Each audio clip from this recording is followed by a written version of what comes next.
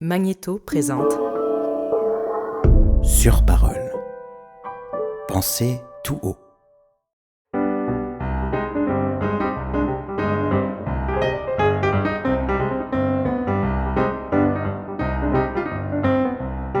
Les rencontres d'écrivains du CRILC.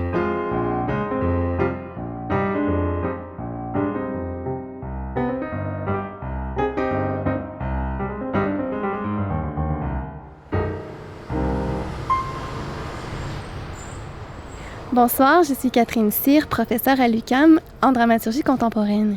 Je m'intéresse en particulier aux imaginaires du corps et au théâtre des femmes. Vous allez entendre ce soir la première rencontre d'écrivaines et d'écrivains du CRILC de la saison 2017-2018. Cette année, les rencontres mettent à l'honneur le théâtre, ou plus particulièrement la face cachée du théâtre, c'est-à-dire le travail du dramaturge qui se déploie en amont de la représentation. Il s'agit d'explorer ce travail et les liens qui se tissent entre le dramaturge, le texte et les différents artisans qui lui permettent de prendre vie. Pour aborder ces liens, j'ai eu le plaisir de recevoir la dramaturge Louise Dupré et la metteur en scène Brigitte Hankins le 25 septembre à la librairie Le Port de Tête. Bonne écoute.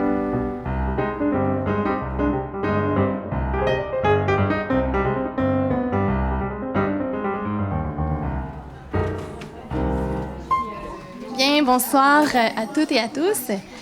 Bienvenue à cette première rencontre d'écrivaines et d'écrivains du CRILC de la saison 2017-2018. Nous avons le plaisir de recevoir la dramaturge Louise Dupré, immédiatement à côté de moi, et la metteur en scène Brigitte Hankins. Nous allons aborder ce soir votre collaboration artistique, en particulier, bien sûr, celle qui s'est nouée autour de la création de la pièce Tout comme elle en 2006, dont vous avez écrit le texte que vous avez porté à la scène. Par ailleurs, votre complicité artistique, vos affinités dépassent largement cette seule création. On s'est donc mises d'accord, toutes les trois, pour sortir un peu du champ théâtral, ce que j'annonçais en introduction, pour mettre en lumière aussi les échos nombreux entre vos écrits et qui trament tout un réseau de résonances sensibles qu'on peut trouver dans vos œuvres. Nous allons donc aussi ce soir aller du côté du récit, aller du côté de la poésie. Alors, le premier aspect que j'ai envie de déplier avec vous ce soir, c'est un aspect qu'on retrouve chez toutes les deux qui s'attache à l'exploration de la douleur et de la violence. Ça me semble être une résonance importante entre vos écrits. Cette place centrale accordée à la question de la douleur. Cette douleur est souvent le cœur du texte, elle en constitue en quelque sorte le noyau structurant. J'aimerais peut-être commencer, avant de glisser une première question, commencer par lire une citation de Cormac McCarthy que Louise Dupré a choisi de placer en exergue d'une des sections de son recueil Plus haut que les flammes. Alors, je vous lis l'extrait en question.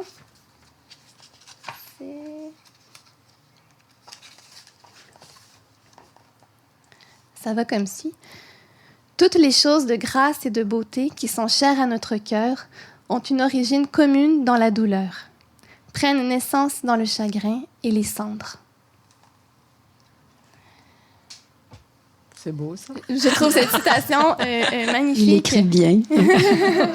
Ouais. Et je trouve que ça fait une belle porte d'entrée dans vos explorations respectives de la douleur. Commencez peut-être par une question un peu plus large ou costaude. En quoi cette douleur constitue-t-elle pour vous le moteur de la création? On commencerait de...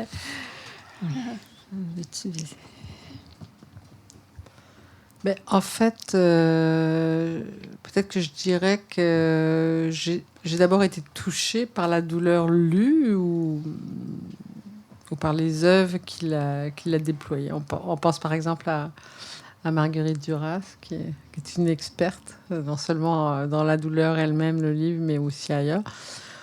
Mais je pense que c'est pas quelque chose, en tout cas dans mon cas, je sais pas pour toi Louise, mais c'est pas quelque chose de conscient. C'est-à-dire, je me suis pas dit un jour je vais explorer la douleur. Donc, je pense que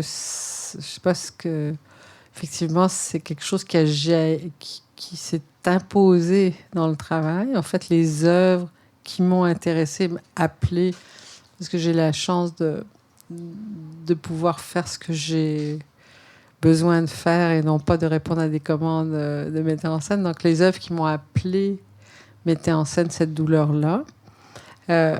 Évidemment, avec le recul, je pourrais dire peut-être que essentiellement, il y a la douleur d'être femme là, qui est au cœur de, qui est au cœur de l'œuvre que j'essaie de faire, qui touche donc en fait, à l'aliénation féminine, en fait, on pourrait qualifier ça comme ça, qui est dire que, donc, en fait, défaire, enfin, la douleur que renferme cette aliénation, puis aussi la possibilité de défaire cette douleur-là. Comment se mettre au monde, en fait, comme être relativement libéré de cette aliénation-là. Donc, en fait, c'est comme les deux aspects de ça. Mais c'est pas du tout un processus volontaire établi là, qui dit j'ai exploré la douleur de Sylvia Plath, là je vais aller chez celle d'Ingeborg Bachmann. Donc c'est pas du tout ça, mais c'est des matières qui m'appellent en fait. On pourrait dire aussi que la douleur est l'expression d'une violence en fait.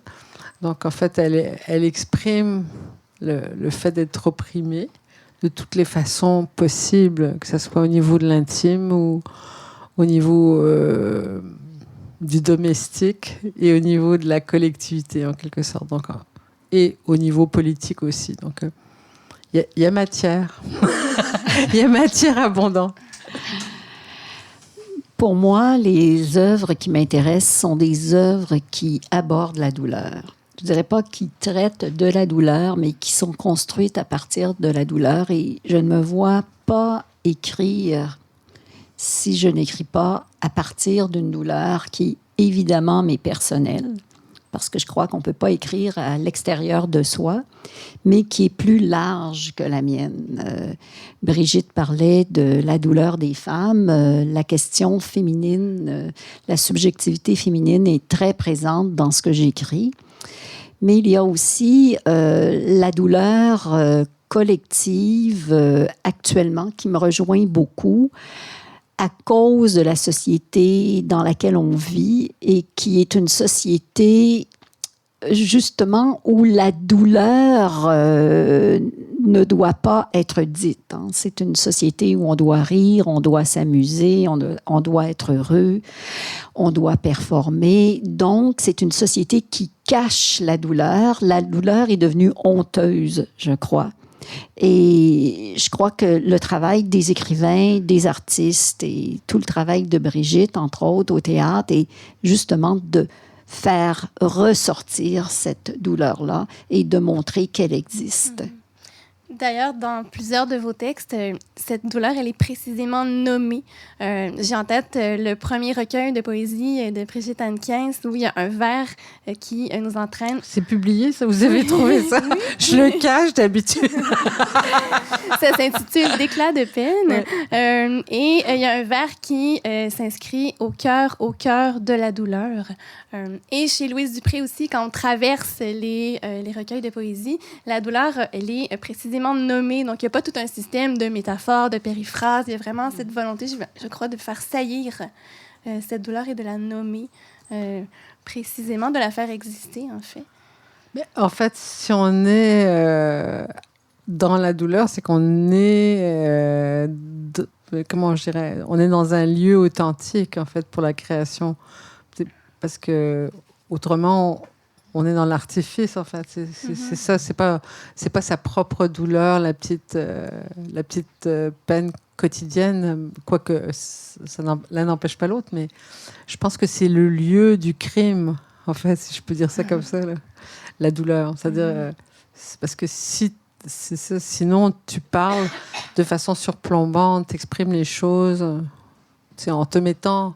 Parce que je dis toujours, d'où tu parles, en fait, même en théâtre ou en écriture aussi. Quel est le lieu de la parole? Quel est le lieu où est issue la parole? Puis autant comme metteur en scène que comme écrivain, c'est important pour moi dans la mesure où j'ai pas de leçons à donner à personne. Je suis pas un curé, une bonne sœur. Non, je sais pas comment dire. Non, je sais pas plus de choses que les gens. Les gens savent très bien dans quoi ils vivent. Là. C'est simplement, j'ai pas de leçons de morale à faire. Donc, simplement, j'essaie d'exprimer quelque chose qui m'est personnel et intime, et qui peut-être rejoindrait une collectivité plus large. C'est mon souhait. Je pense que Louise le fait de façon en écriture bien mieux que moi, là, parce que elle se elle se place dans un lieu, je sais pas, ouais, mais toi t'es un vrai écrivain, là, c'est ça la différence. Là, c'est une longue discussion qu'on pourrait avoir. Ce serait un autre sujet. Ça pourrait nous entraîner loin. Mais ce que j'ajouterais peut-être, que quand on parle à partir de la douleur, on rejoint, en tout cas, on espère rejoindre une authenticité. Mm-hmm. On n'est pas à côté de ses pompes. Et le travail de l'écrivain, le travail de l'artiste, c'est toujours, je crois, d'atteindre cette authenticité-là, et c'est d'avoir une parole vraie. Pas dans le sens de vérité avec un grand V, au contraire, mais d'avoir une parole qui parle vraiment, qui s'adresse au corps. On parlait du corps tout à l'heure, et quand une parole est vraie, on rejoint l'autre, on peut parler à l'autre, et il y a une écoute qui peut, en tout cas on le souhaite, puis il y a une compassion qui peut s'installer aussi, pas au sens où on arrive à une écriture gna-gna qui espère sauver le monde, au contraire, mais vraiment une écriture de la rencontre et du contact. De l'humanité, quoi. De l'humanité, exactement. Mais parce que dans ce cas-là, on pourrait dire aussi que cette parole-là, cette parole poétique, cette parole littéraire ou cette parole théâtrale, qu'importe, mais en fond est-elle opposée, par exemple, de la parole politique actuelle, hein, qui porte le masque, qui parle de quelque chose complètement faux, là, qu'on peut déceler comme faux, quelles que soient nos opinions politiques. Ici, au Québec, on entend des paroles fausses, par exemple, tout le temps. Mais donc, parce que des choses sont niées, dans le fond, la vérité est niée. Donc, je pense que c'est peut-être ça l'exigence d'une parole artistique, c'est de refuser le masque de l'hypocrisie, du mensonge, enfin, si on peut dire. Mais c'est pas non plus, je veux dire, c'est un tâtonnement, là. On ne sait pas où ça se situe, ce lieu-là. C'est quand même toujours à refaire, parce qu'il faut toujours retrouver l'endroit. C'est malheureusement, il n'y a pas de recette pour le chemin. Ce lieu de la douleur, vous l'avez exploré toutes les deux ensemble aussi à l'occasion de la création de Tout comme elle. Tout comme elle, je me permets de présenter la pièce aux gens dans la salle, qui se présente donc comme un poème dramatique en plusieurs tableaux qui se noue autour de la relation mère-fille et qui fait donc du motif de la douleur ou de la transmission de cette douleur un peu le cœur du propos, à travers une sorte de filiation mélancolique, pour reprendre l'expression de Élise Ledoux-Beaugrand. Donc, c'est un type de douleur, c'est mal dit, mais c'est une forme de douleur très, très précise que vous avez explorée à travers cette création-là. Notamment à travers cette filiation qui se répète à l'infini, de la mère à la fille, à la fille, à la fille. Je me suis demandé s'il y avait espoir d'une brisure de cette filiation de la douleur. En lisant le texte, à la toute fin, le dernier fragment, j'avais l'impression qu'il y avait une ouverture vers une brisure possible de la filiation, mais j'aimerais vous entendre. C'est notre souhait que ça se brise à un moment donné, parce que t'as pas le goût d'être t'as pas le goût d'être enfermé éternellement, mais malheureusement, je pense quand même c'est ça, il y a une transmission, comme on discutait avec Louise récemment, comme la même façon qu'il y a une transmission généalogique de la violence. Donc en fait, ça se transmet dans l'imaginaire collectif aussi. Là, c'est pas juste c'est pas juste des piqûres de douleur. Mais ce qui est intéressant du travail sur Tout comme elle, c'est que dans le fond, quand on a commencé à discuter avec Louise de la possibilité d'écrire, de faire un spectacle en commun, en fait, on a beaucoup lu ensemble, on a beaucoup échangé de façon informelle, en mangeant et en buvant des petits verres de vin. Mais avant qu'on s'arrête à la relation mère-fille qui est absolument passionnante. Puis justement, je pense que c'est Duras aussi qui nous a beaucoup réunis parce que c'est rarement... je pense pas que ça soit si fréquemment traité, mais évidemment, la relation de la mère-fille chez Duras est absolument passionnante. Là. Cette mère réelle versus une mère idéale qui serait celle qui passe toujours bien habillée et tout ça, alors que la mère réelle est violente, intrusive, incestueuse, tout ça. Puis à un moment donné, on est tombé sur un livre, je me rappelle plus comment, mais ça fait déjà longtemps, hein, Louise, quand même. Ouais. Puis qui s'appelle le livre d'une psychanalyste française qui s'appelle Le Ravage. Tu te rappelles du nom de la psychanalyste? Elle s'appelle Marie-Magdeleine Lessagna. Entre mère et fille, un ravage. Un livre absolument formidable. passionnant, ouais, vraiment, qui analyse la relation mère-fille d'un point de vue psychanalytique et notamment de l'espèce d'arrachement nécessaire entre la mère et la fille là, au niveau symbolique. Là. C'est psychanalyse à travers certaines relations, mais ce que j'ai aimé, c'est qu'il parlait de la passion de la mère pour la fille. Là. Tu sais, il ne parle pas de l'amour maternel, il parle de la passion. Puis, donc, et tout ce que ça la passion génère de la douleur elle aussi. Là.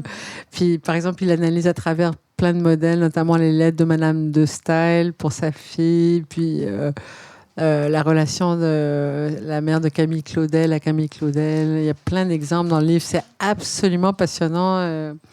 Puis même récemment, je m'y suis encore plongée. Donc, en fait, ça a été comme l'espèce d'engrais au travail. Là. Ça nous a, je pense, tu me contrediras, Louise, si c'est faux, mais ça nous a nourris. C'est vraiment... Même moi, j'adore j'adore tout ce qui est lecture psychanalytique des choses. Donc, ça m'allume au bout. Puis... je pense que ça a nourri l'écriture de Louise aussi, on pourrait dire. Effectivement, c'est un livre capital. Puis, il y a eu un autre livre aussi, Mère-fille, une relation à trois, de Elisabeth Heinich, de Nathalie Heinich et Eliachev, je me souviens, Caroline Eliachev. Oui, c'est vrai. C'est J'avais oublié. fait d'un point de vue plus sociologique. Ouais. Et donc, le point de vue psychanalytique et le point de vue sociologique se complétaient. Et bon, tout ça pour dire que c'est un spectacle, on a beaucoup discuté, on a beaucoup lu. C'est moi qui écris les textes, mais on a beaucoup discuté ensemble aussi avant que je me mette à écrire. Et la pensée de Brigitte, des entrevues qu'on a faites, on a même mangé avec des comédiennes, on a discuté avec des comédiennes, on parlait avec des personnes autour de nous. Comment est ta relation avec ta mère et tout. Et aussitôt qu'on aborde cette question-là, les femmes ne peuvent plus s'arrêter. Quand on parle de passion, Ouais. c'était vraiment ça, là, de l'ordre du passionnel et non pas de l'amitié ou de l'amour. Évidemment, il y a de l'amour, mais dans l'amour aussi, il y a de l'agressivité, il y a de la violence, il y a tout ce qu'on trouve, de sorte que c'est pas étonnant que ce soit un texte où il y a des hauts et des bas. Parce que vous dites à la fin, oui, à la fin, il y a comme un dénouement. Je pense qu'il y a un dénouement quand l'histoire est apaisée. Oui, c'est ça. Mais, c'est comme la fin d'une passion, en fait. C'est quand tu es libéré que tu peux commencer à avoir du fun. Parce que quand tu es dedans, c'est extraordinaire, mais c'est pas le fun. Là, C'est Mais ça. je pense que dans le ravage, qui est une image quand même magnifique, là, d'un endroit qui est piétiné, qui est abîmé, mais tu sais, c'est ça. Mais je pense que dans ton texte, en tout cas, moi, j'ai vu cette lecture-là. C'est ça qui m'a intéressée aussi, c'est que ça dépassait le cadre un peu psychologique, même si tout le monde le vit au niveau quotidien, de dire, tu sais, la séparation avec sa mère, c'est pas facile, mais c'est pas juste ça, là. C'est plus large, là. En fait, c'est aussi tout ce qui est... ce que tu abordes aussi, c'est comment le féminin se transmet de mère en fille. Dans la douleur. Ouais, c'est ça. On en revient à notre sujet. Je crois qu'il y a une douleur de la transmission mère-fille qui est une douleur qui est millénaire. Brigitte, tu parlais tout à l'heure de cette douleur-là des femmes. Les femmes ont été opprimées, elles ont été exploitées, elles ont été Elles le sont torturées, toujours. elles le sont toujours. Dans la plupart des pays, elles n'ont pas de liberté. Ça se transmet de mère en fille, et ce n'est pas parce que on décide qu'il y a qu'il y a eu un combat féministe il y a 40 ans que ça va changer du tout au tout. Alors, parce que les schèmes sont très puissants et on les retransmet, ces schèmes-là. Alors, c'est clair que la transmission mère-fille repose sur la douleur et la frustration de la mère et la violence qu'a reçue la mère qui la transmet aussi à sa fille. Alors, ce serait ça aussi un sujet sur lequel on pourrait insister, mais quand même, c'est une relation qui repose sur la passion et, comme tu le disais si bien, la passion repose sur la violence des sentiments en tout cas. Dans son ouvrage, Lessana parle de la nécessité de traverser le ravage, d'en arriver au bout pour pouvoir s'en libérer, pour pouvoir s'en détacher, pour pouvoir accéder à soi. Et j'avais l'impression que dans la dernière image, dans le tout dernier tableau du texte, il y avait cette espèce de tentation de l'échapper, de cette possible échappée.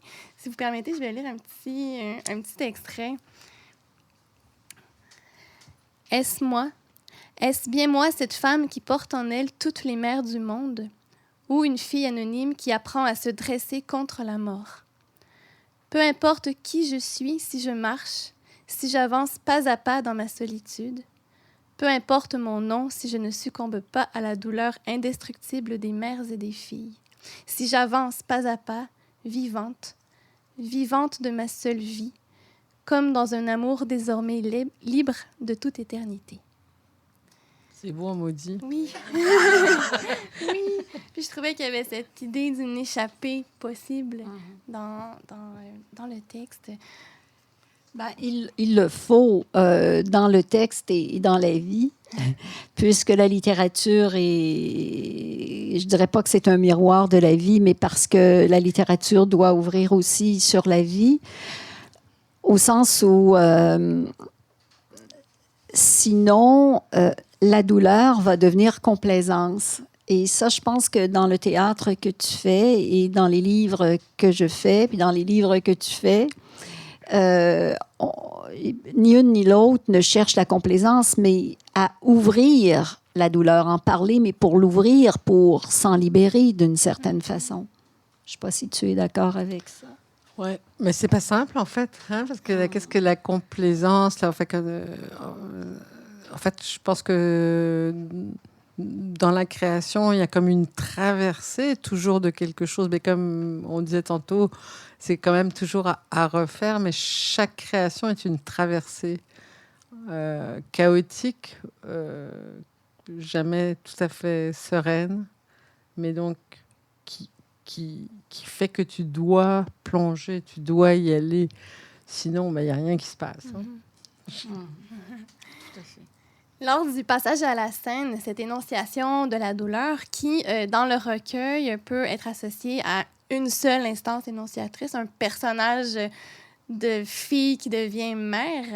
Lors du passage à la scène, cette énonciation s'est trouvée décuplée à travers la voix et le corps de 50 femmes, donc 50 comédiennes sur la scène. Je crois que ça a été un moment singulier aussi dans l'histoire du théâtre au Québec, que d'avoir en scène ces 50 femmes qui portent une parole de femme aussi. J'aimerais vous entendre sur ce passage du texte à la scène. Dans la conversation qui clôt le recueil publié, vous évoquez un peu cette difficulté de trouver le chemin entre le matériau textuel quasi poétique et la scène. Ben, oui, mais en même temps, personnellement, moi, au théâtre, ce qui m'intéresse, ce serait des écritures qui ne sont pas classiquement dramatiques. Là. Je veux dire, bon, la mise en scène du quotidien, ça m'intéresse pas tellement, mais je sais même pas pourquoi. Là, c'est pas que je trouve pas ça bien, mais j'ai pas d'attrait, j'ai pas de désir. Par contre, je suis attirée par des écritures qui sont plus larges que des situations dialoguées. Tout ça, ça m'ennuie un peu. Donc, en fait, je me retrouvais dans la poésie de Louise. Dans cette poésie-là, je trouvais le matériau. Parce qu'en fait, c'est ça, j'aime que l'écriture soit un matériau. C'est peut-être parce que, dans le fond, j'ai envie de faire ma marque, de faire une écriture scénique aussi que permet la poésie, alors que si c'est un texte plus classiquement dramatique, on a moins d'espace pour recréer. Donc, pour ça que les écritures comme Coltès, Muller m'intéressent, ou les écritures romanesques et tout ça. Donc, mais c'est sûr que là, ce qui a été déterminant, parce que vous disiez tantôt amplifié par les 50 actrices, moi je dirais diffracté dans les 50 actrices. C'est une parole qui est diffractée dans 50 corps, d'où le fait qu'elle est amplifiée. Mais aussi, ça permet de la déquotidianiser, si on peut employer ce mot-là. Je ne pense pas que ça existe dans la langue française, mais tout d'un coup, ça devient un corps collectif. Donc, c'est plus un individu. Je ne peux même pas imaginer que ce serait deux femmes qui feraient ça, là, simplement, qui feraient ce texte-là, parce que là, ça ramène à un schéma. Puis c'est sûr que les 50 actrices, c'était comme... En plus, parce que je les ai choisies dans une diversité d'âge ou d'expérience. Bien que certains journalistes m'aient dit, mais elles sont toutes belles, vos femmes. Je dis, vous en connaissez des moches, des femmes. Mais ils ne devaient pas aimer les femmes, c'est pour ça.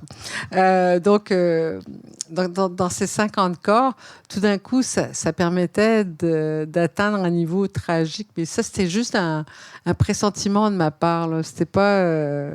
c'est une intuition, en fait. Je pense qu'elle est venue assez tôt où j'ai dit...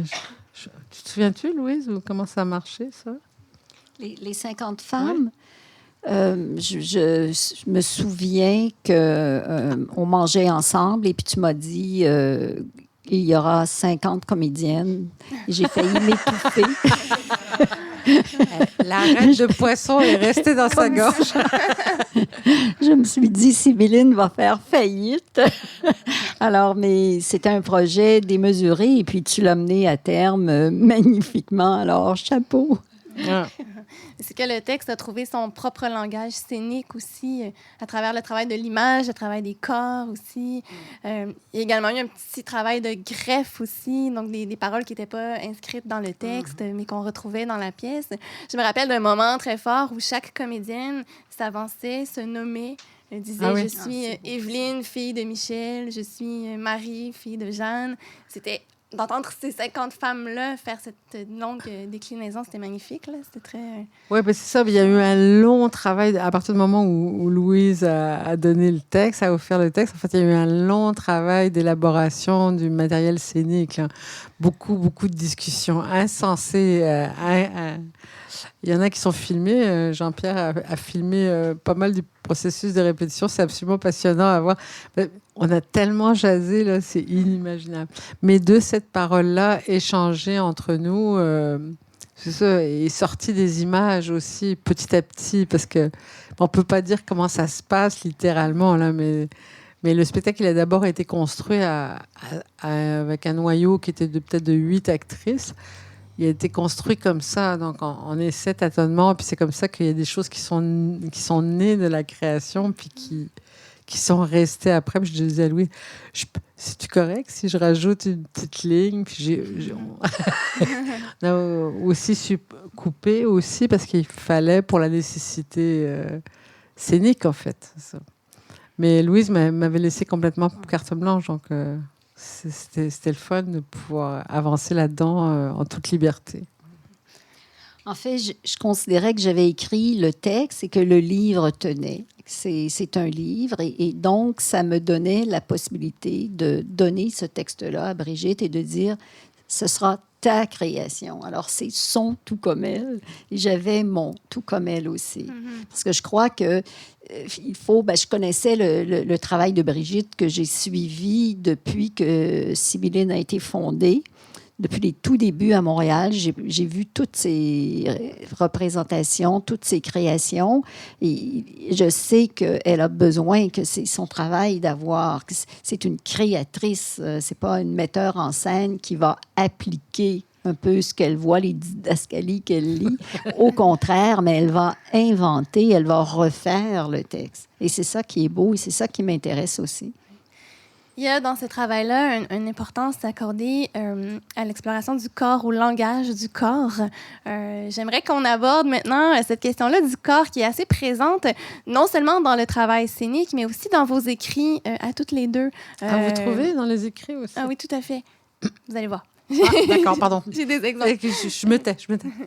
Donc, j'aimerais, avant qu'on revienne à la question du théâtre, j'aimerais aborder ces corps de papier qui existent dans les écrits. Ce qui m'a frappée à la lecture de vos premiers recueils, c'est une sorte de coprésence entre le corps souffrant et le corps désirant. Il y a toujours cette double facette des corps. Le désarroi ou le désordre amoureux vient s'exprimer à travers une sorte de mise en éclat du corps, le corps qui part en lambeaux. J'avais des extraits de votre recueil que j'évoquais tout à l'heure. Je peux peut-être en lire un petit bout. Faites. Celui-ci. Alors, celui que je cache sous mon matelas. Mais je trouve que ça sème déjà l'idée de ce corps en lambeaux. Alors, ça va comme suit. Les nuits et les jours pour retrouver le corps éparpillé et tous les lambeaux dispersés par l'éclatement. Bon. Et on retrouve cette même idée, formulée autrement, d'un corps éclaté dans aussi les recueils de poésie de Louise. Je pense en particulier à Chambre, dont j'aimerais lire un petit extrait, histoire de les mettre en micro. Alors, c'est à la page 37.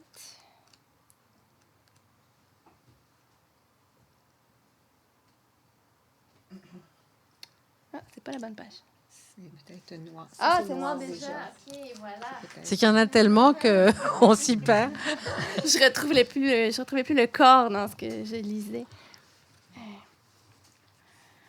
Donc, ce sont deux recueils où la question aussi de l'abandon amoureux est investie.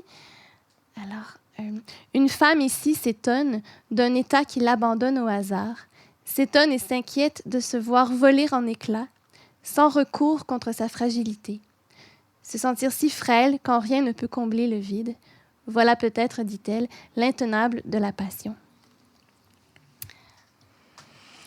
Et donc, cette image d'un corps qui vole en éclats qu'on retrouve chez vous. Oui, dans les deux cas. C'est intéressant. Oui. Puis ça m'a amené à me demander, est-ce qu'il faut passer par une sorte de, dans l'écriture, une sorte de mise à mal du corps pour dire la souffrance? C'est une bonne question au sens où est-ce qu'on passe par la mise à mal du corps ou si la souffrance ne me fait pas, en tout cas dans ce livre-là, éprouver la nécessité de passer par le corps. Alors, je crois que le fait que le corps vole en éclats, ce serait un résultat de la souffrance. Et en ce sens-là, pour moi, il n'y a pas d'écriture si cette écriture-là ne passe pas par le corps.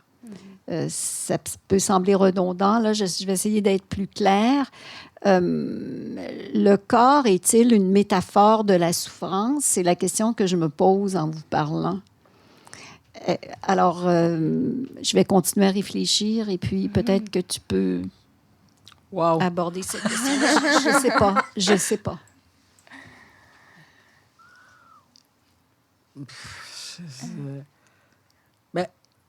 pas.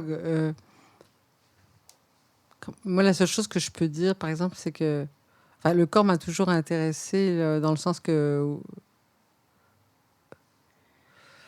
sens de même au travers de la formation d'acteurs au théâtre et tout ça, c'est toujours été parce que le corps, c'est comme en jeu, par exemple, c'est le véhicule, donc c'est la caisse de résonance, donc c'est là où ça se passe, puis donc il contient les cellules qui gardent la mémoire émotive, émotionnelle, affective, donc à débusquer, en fait, c'est comme ça que je le vois. Donc toutes les traces sont en lui, donc en fait, il peut pas travailler en création sans passer par là. Est-ce que c'est pour ça que le corps m'a toujours intéressée au théâtre? J'en sais rien. Et moi, souvent, par exemple, je vais diriger un acteur par le corps, pas par l'intention. Je ne vais pas lui dire il est fâché ou je sais pas quoi. Je vais lui dire il se plie ou je sais pas. Je vais le traduire comme ça parce que c'est comme ça que je le comprends. C'est comme si je lisais les corps en fonction de ce par quoi ils sont traversés. Puis je veux que les corps de mes acteurs soient traversés par quelque chose. Sinon, ça m'intéresse pas, tu sais, d'avoir la... Sinon, on a qu'à regarder la télévision, là, puis prendre une tasse de café, puis ça. Donc en fait, c'est comme si le corps, c'est un peu... Il y a quelque chose qui m'avait frappé il y a très, très longtemps, peut-être 50 ans, là, je sais plus. J'étais jeune dans ce temps-là. Puis, c'était que j'étais dans un petit village andalou, et puis... il y avait du flamenco, mais tu sais, pas du flamenco pour les touristes, là, du vrai, là, dans le quartier gitan, là. Puis, tu sais, il y a une femme qui se met à chanter, là, puis elle se met à chanter, puis elle chante, là. Puis moi, je trouvais ça extraordinaire. Mais là, elle se fait huer par l'assistance espagnole, là. Il la choue, comme ça. Puis là, elle est en crise, là. Elle se fâche, là, puis elle se met en condition, elle tape du pied, puis là, elle se met à chanter. Puis là, ça traverse, là.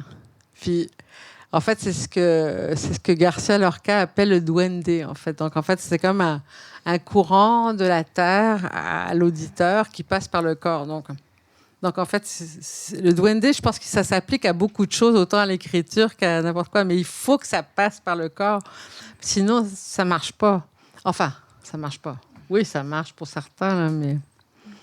Donc c'est comme si l'endroit de la création, c'est l'endroit où tu dois te mettre dans la création, que ce soit en théâtre ou en écriture. Enfin, je n'ai pas ton expérience, Louise, pour l'écriture autant, mais c'est un endroit où tu es...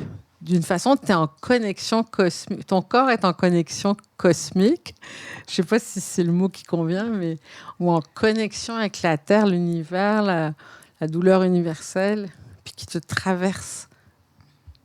C'est-tu trop fumeux, ma théorie? Non, je trouve que je la traduirais peut-être dans mon cas de cette façon-là. C'est que je suis pas une écrivaine cérébrale. Il y a des écrivains qui peuvent être très, très bons, mais c'est des écrivains cérébraux. Alors, pour moi, tout commence par la sensation. Et puis ensuite, ça monte. Ça commence dans le ventre. Et puis, ça monte ensuite au cœur, aux émotions. Et puis, ça va finir dans la tête. Mais si je commence par la tête, ça ne sera pas bon. Ce ne sera pas un bon texte. Ce n'est pas un texte qui va avoir du rythme. Ce n'est pas un texte qui va trouver son pouls, son émotion, et qui va trouver justement l'espèce de volume ou la connexion dont tu parles là, quand tu parles d'une connexion avec la Terre, avec le cosmique. Alors, pour moi, oui, le corps est partie prenante de l'écriture. Et d'ailleurs, le corps est actif dans l'écriture. C'est fatigant à écrire. Moi, je suis épuisée après une séance de travail. Et, même si t'es couché. même si j'écris dans mon lit, je suis fatiguée parce que c'est le crayon, la main qui bouge ou le clavier de l'ordinateur, les pauses qu'on prend. Il y a une façon de se tenir le corps prêt, hein, et qui va faire en sorte que c'est comme une séance de...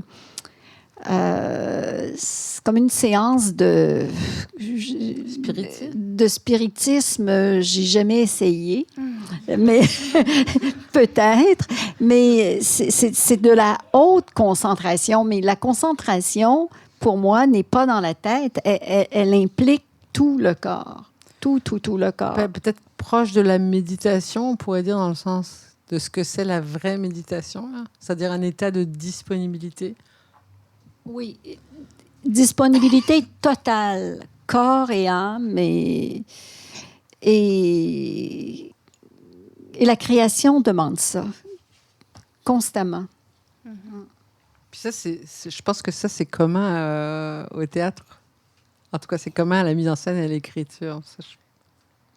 Parce que pour moi, la mise en scène, c'est pas agir, c'est recevoir. Puis c'est un peu la même chose dans l'écriture, en fait. C'est-à-dire, c'est pas la même chose que tu écoutes, mais tu es en état de réception et non pas en état de faire. Donc, c'est complexe quand même. Ce qui m'a interpellée aussi à la lecture de vos textes, c'est ce que je disais un petit peu plus tôt, cette cohabitation de corps pluriels, de corps multiples, c'est-à-dire que le corps souffrant, le corps en lambeaux, va cohabiter dans le texte avec un corps qui est désirant, un corps qui est amoureux. J'aimerais aborder votre ouvrage Une femme comblée, Brigitte Hennequin, où on retrouve justement cette cohabitation frictionnelle un peu des différentes corporéités. Vous évoquez dans ce livre-là, dans ce récit, Brigitte Hennequin évoque le réveil du désir sexuel chez une femme d'âge mûr. Or, c'est un réveil qui est brutal, disons. Je peux peut-être vous lire un tout petit extrait de ce réveil, où c'est la narratrice donc qui se demande: était-ce de l'amour ou du désir, cette lame violente qui sapait mes fondements? Donc, c'est pas le réveil du printemps, là, c'est vraiment un réveil abrupt et difficile. Donc, écrire le corps désirant, ça peut être aussi parfois écrire le corps violenté ou en tout cas le corps fragilisé. Oui, mais peut-être que le corps désirant, c'est aussi un corps en manque, donc un corps qui souffre.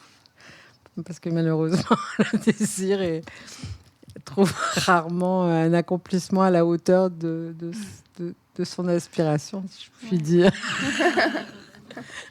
Donc, et même s'il le trouve, ça dure pas longtemps.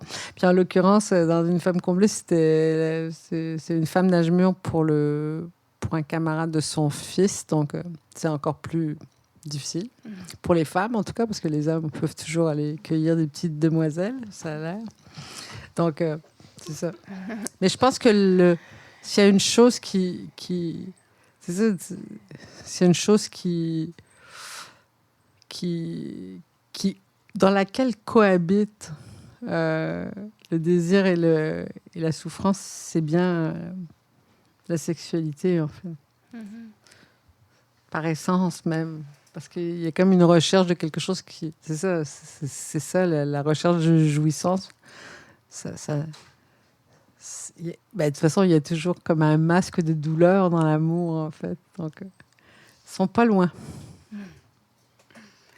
Puis après, on voudrait que ça continue. Toujours dans Une femme comblée, cet imaginaire donc du corps violenté est associé à certaines reprises, de façon récurrente, à la peinture sombre de Goya. Alors que dans le recueil Plus haut que les flammes de Louise Dupré, cette fois-ci, c'est la peinture de Francis Bacon qui est convoquée à répétition. Et Goya et Bacon, ce sont quand même deux peintres qui ont montré une mise en lambeaux du corps, chacun avec son langage pictural propre, bien sûr. Mais je me suis demandé à quel point la peinture de Goya, la peinture de Bacon a nourri l'écriture de vos textes et quelle est la place de l'image. Ben, en ce qui me concerne, la peinture elle fait partie complètement de mon travail artistique en général. Donc, c'est plutôt que c'est toujours là. J'ai toujours des bouquins de peinture. Bien sûr, il y a des œuvres qui sont comme marquantes puis qui demeurent, mais il y a aussi des nouveaux peintres. Puis donc, la fréquentation de la peinture, en fait, j'ai l'impression qu'elle a toujours été là, mais c'est sûr qu'en vieillissant, les œuvres picturales te font plus d'effet que jeune, en tout cas. Il y a des émotions artistiques que j'avais jamais ressenties à 25 ans, puis que tout d'un coup, tu te retrouves en face d'un tableau, puis là, c'est Stendhal, hein, je pense que c'est le syndrome de Stendhal, ça.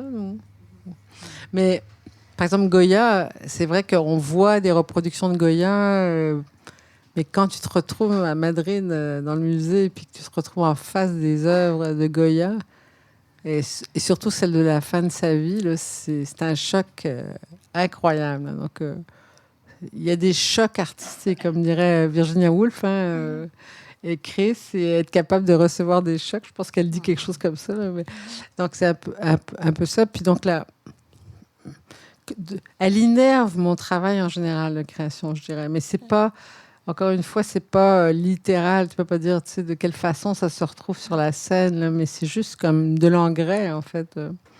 Puis probablement que aussi avec le temps, la peinture, c'est aussi une façon de gérer l'espace que tu lis à travers les œuvres, la lumière, tout ça. Donc, par exemple, les toiles de Kiefer m'habitent énormément, innervé le travail sur Une femme à Berlin l'année dernière. Donc, c'est ça, c'est quelque chose de majeur. Je le fais peut-être moins en écriture comme telle, mais à la limite, ce qui est là au théâtre doit pénétrer le reste aussi, je pense. Je ne crois pas que ce soit innocent que le personnage central du récit est une peintre, en fait, et elle passe par sa pratique de la peinture, sans doute pour apprivoiser aussi ce corps désirant, ce corps vieillissant aussi. Elle a des mots très durs, en fait, à l'égard de son propre corps, mais en passant par sa pratique du dessin, de la peinture. J'aimerais lire un petit extrait de ce passage-là, où on sent qu'elle est vraiment... Voilà. Alors que je n'avais jusqu'alors rien représenté de concret, d'humain, et n'exprimais que dédain pour la peinture figurative, et là, ça fait écho au théâtre réaliste dont on parlait tantôt, j'entrepris une série de corps féminins en état de décrépitude, des vieillardes arides, plissées et voûtées, recroquevillées sur leur ventre, comme sur un trésor. J'essayais de traduire la force contenue dans ces chairs abîmées. Les esquisses étaient très mauvaises, mais matérialiser ces corps déchus me délivrait. Et donc, il y a comme une ambivalence. J'entends ça, mais j'ai pas l'impression que c'est moi qui l'ai. On entend une ambivalence à l'égard de ce corps qui est à la fois du côté d'une force et d'une chute. Et passer par la peinture, c'est peut-être arriver à le nommer. Oui, mais c'est intéressant, comme vous le dites, parce que je n'avais jamais pensé à ça. Ça me fait réfléchir. Mais c'est sûr que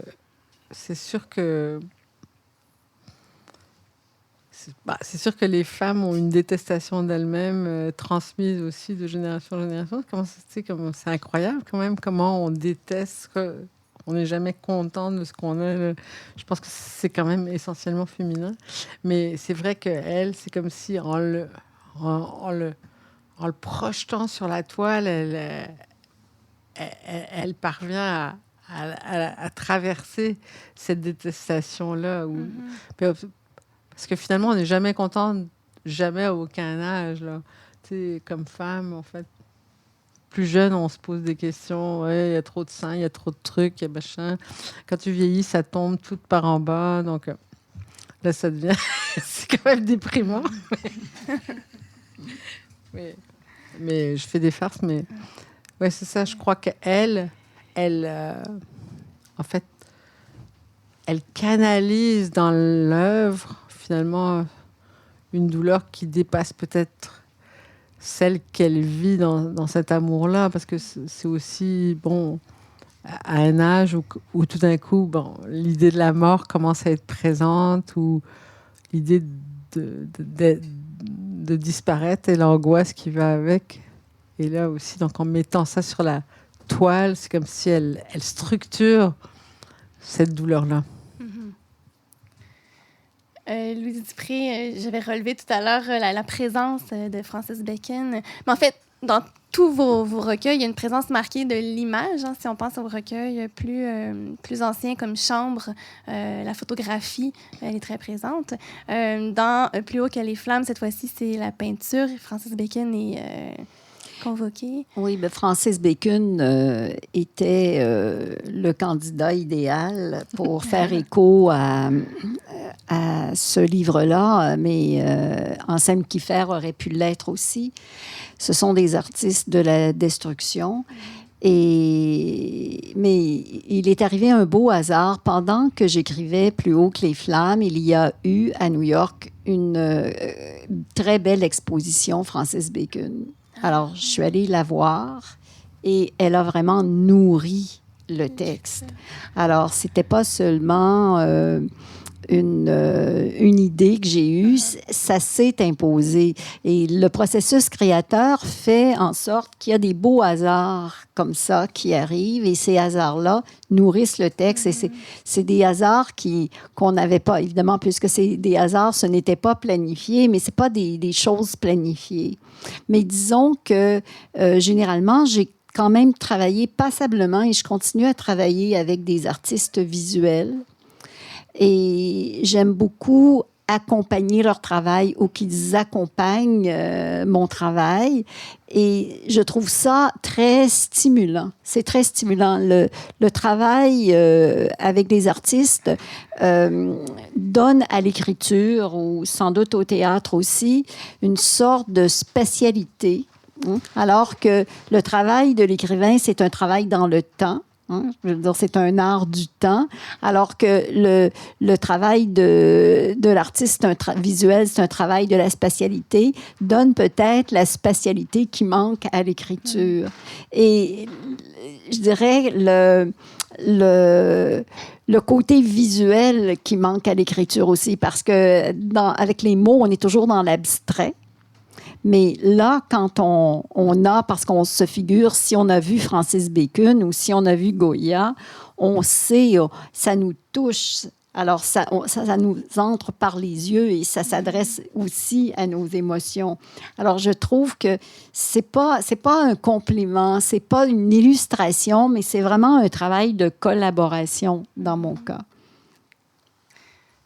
J'avais plein d'autres questions sur l'image, mais on me fait signe. Alors, je vais aborder un aspect que je ne veux pas laisser de côté ce soir. On l'a soulevé rapidement en tout début de rencontre. Vous l'avez évoqué avant que j'y arrive. Mais j'aimerais qu'on aborde, pour terminer, la dimension féministe de vos pratiques et l'importance que vous accordez à faire entendre la parole des femmes depuis le tout début.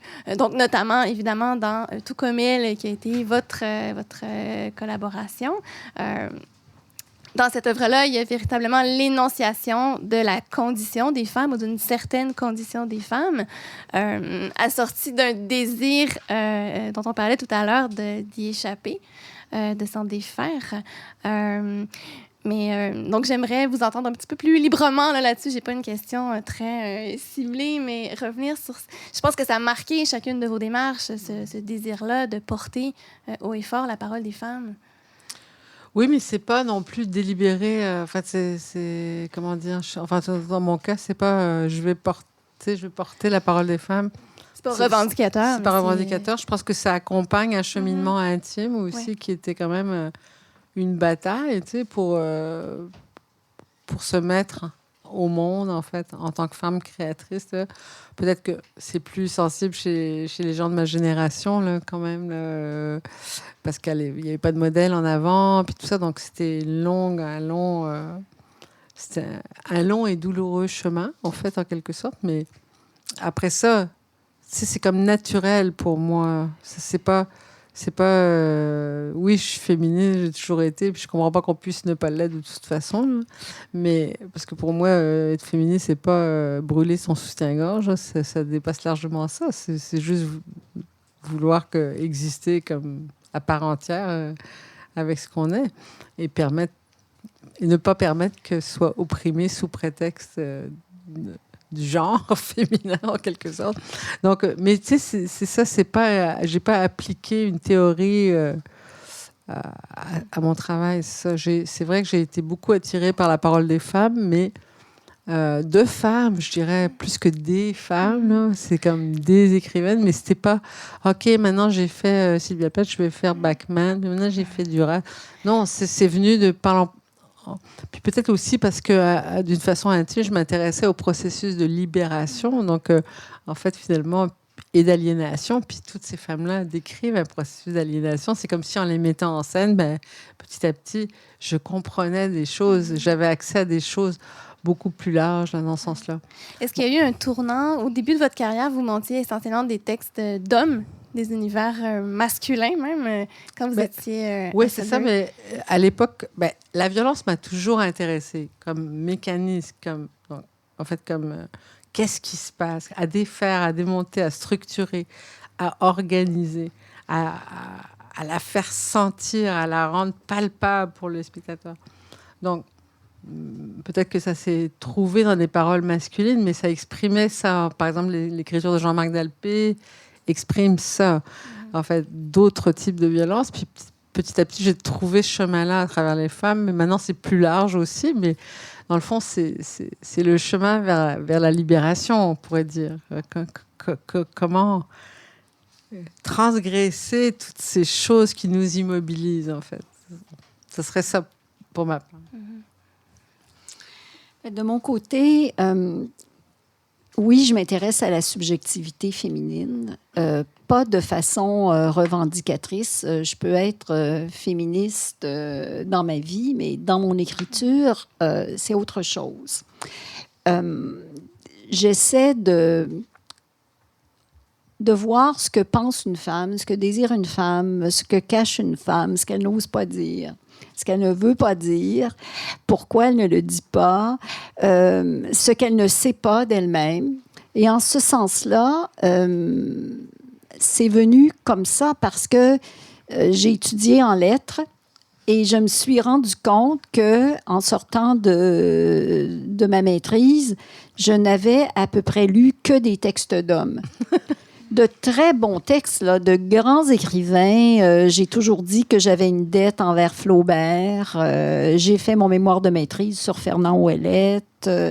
Je ne regrette rien, comme on peut dire aujourd'hui. Mais j'étais passée complètement à côté de tout un pan de l'histoire. Et de la subjectivité humaine. Et à un moment donné, j'ai découvert Duras, et il faut que vous me permettez cette anecdote. Alors, j'étais tellement soufflée que je mangeais, je lisais Duras, j'étais supposée faire mon doctorat, et j'allais acheter d'autres livres de Duras que j'avais réservés à la librairie. Je revenais chez moi, je relisais Duras, et j'étais sous le choc.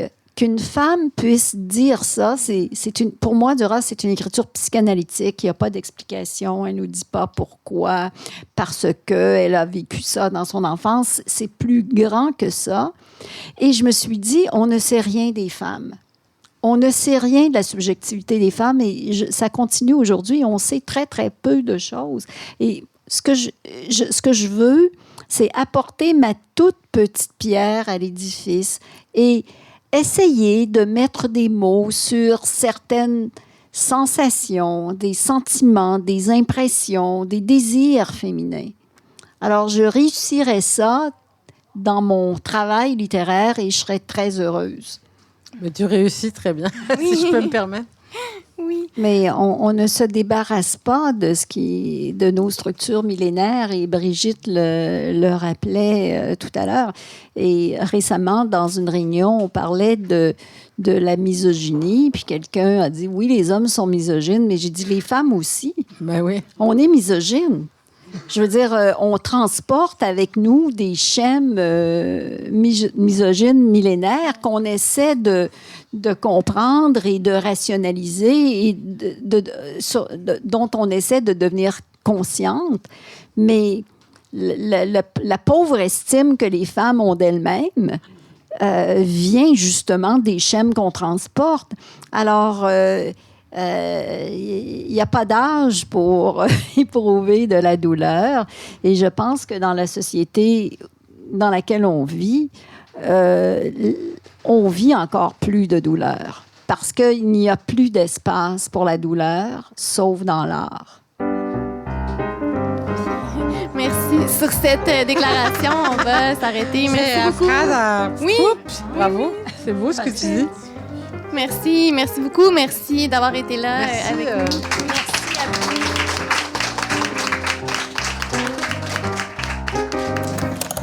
Magnéto, balado.com